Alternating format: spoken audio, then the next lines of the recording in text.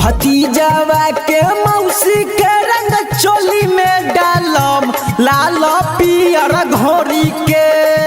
भतीजावा के मौसी के रंग चोली में डालब लाल पियर घोरी के। भैया भाभी बोल तो चाहे झमेला हो जाई तो ना छोड़ब रंग लगाई के।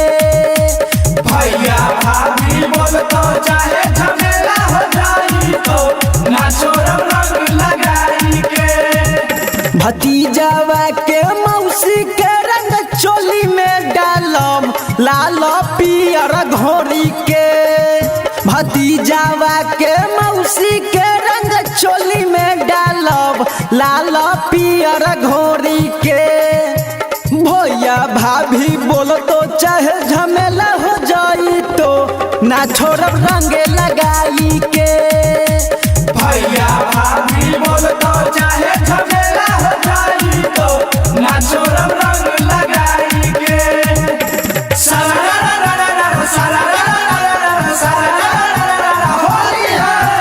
म्यूजिक डायरेक्टर टुनटुन बाबू सालाहा हाजीपुर वैशाली।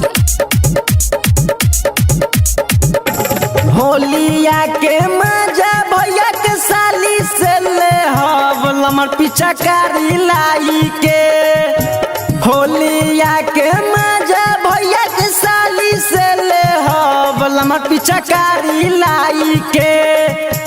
भैया भाभी बोल तो चाहे झमेला हो जाई तो ना छोड़ब रंग लगाई के। भैया भाभी बोल तो चाहे झमेला हो जाई तो ना छोड़ब रंग लगाई के।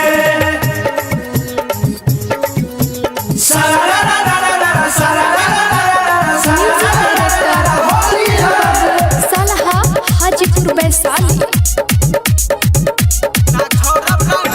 राइटर राजेश के संगे होलिया खेली है साली जी घर से बाहर निकली के। शिवम गोल्ड राजा के संगे होलिया खेली है साली जी घर से बाहर निकली के। भैया भाभी बोल तो चाहे झमेला हो जाई तो ना छोड़ब रंग लगाई के।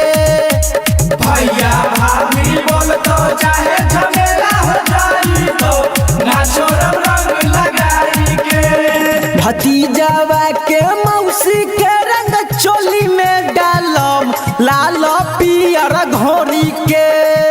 भतीजावा के मौसी के रंग चोली में डालब लाल पियर घोरी के। भैया भाभी बोल तो चाहे झमेला हो जाई तो ना छोड़ब रंग लगाई के।